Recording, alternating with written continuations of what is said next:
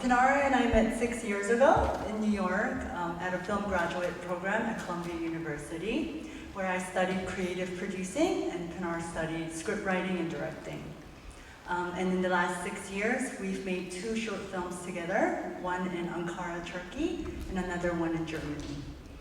And along with us making films and talking about films, many times we found ourselves talking about our families, our conflicts with our families. It's something that I think we're always all struggling with.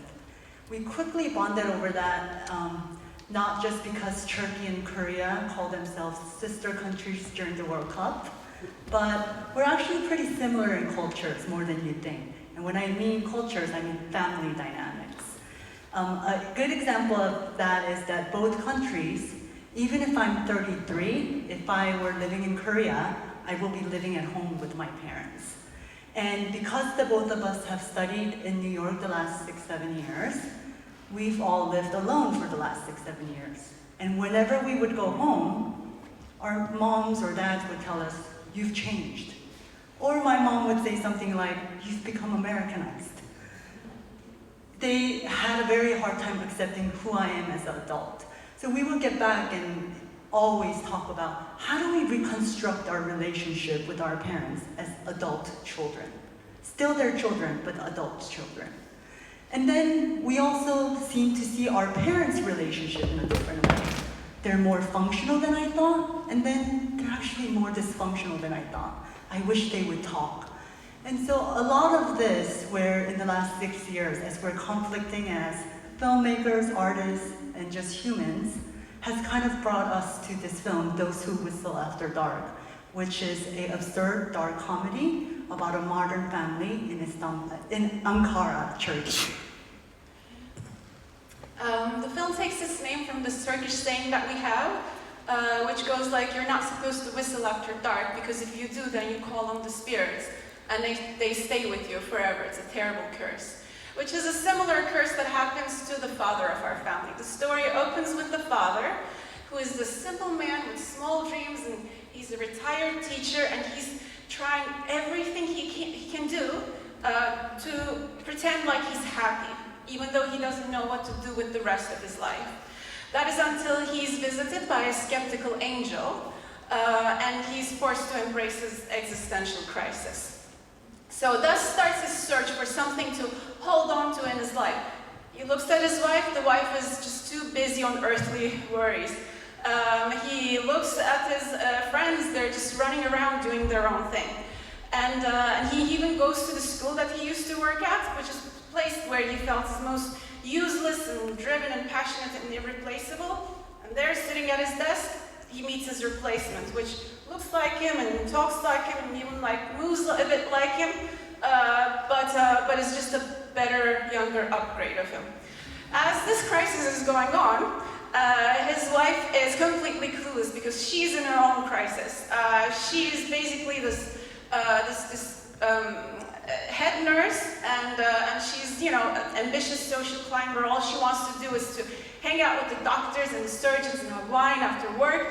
And she's increasingly getting more and more embarrassed by her unpresentable husband and her loser of a daughter. So she being the alpha male in her family. My mom's gonna totally see this. She basically is trying to upgrade and curate her family to where she wants them to be. And so she goes behind her husband's back and she invests his retirement funds into something that turns out to be a scam. So as she's dealing with all of this, in the background we have the daughter who's going through a very different kind of crisis of her own. She's a 28-year-old writer who's at home living with her parents, and she wants to be a writer, but she's just too scared of failure to actually write. And the problem is she's been working on this book for 2 years, and she just can't bring herself to finish it because she's just so scared that it's not good enough for everyone, but especially her mom. So just, with this increasing tension from the mom's disappointment and just the despair of being a millennial in Turkey, it's really hard, but in Turkey it's even worse. She goes on her own away from all of this and go to the US. So here we have three lost souls that are going through their own crisis in their own ways, and while trying to live under the same roof and not kill each other. And it's a story that really, really matters to me, which I'm really, really excited to make, for which I actually just moved to Turkey in August. But it took me, after graduation, it took me 2 years to come gather up my courage and to come to that decision of moving. I was drifting in New York, taking odd jobs here and there, and extremely unhappy. And everyone, this one especially, they would be like, "What are you doing here? If you want to go back and make films there, just go make films there."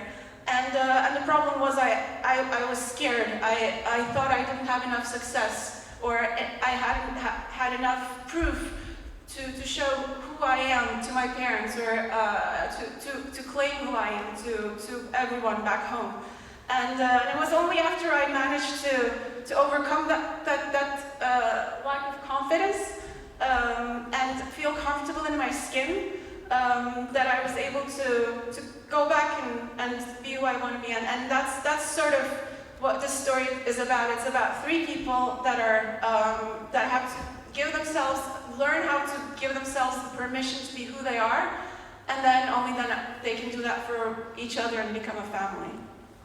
This is Sarah Oh, my producer, Pinar, the director. That concludes our...